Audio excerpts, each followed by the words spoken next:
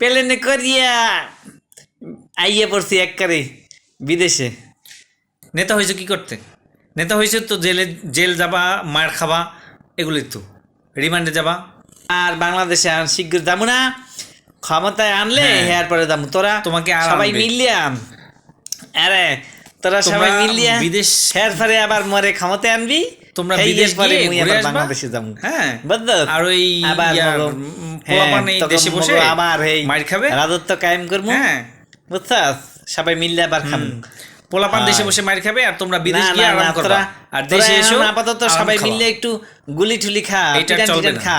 হে তো হচ্ছে কি, বিরোধী দলের পোলাপানের একটু পিটান বুঝছো খাবি, মামা? একটু মাইর ঠাইর খাবি, ভালো হয়ে একটু যাবে। রক্ত টক্ত জড়বো। নেতা হতে হলে পরে আবার এরকম আমাদের ক্ষমতায় পালিয়ে আনবি।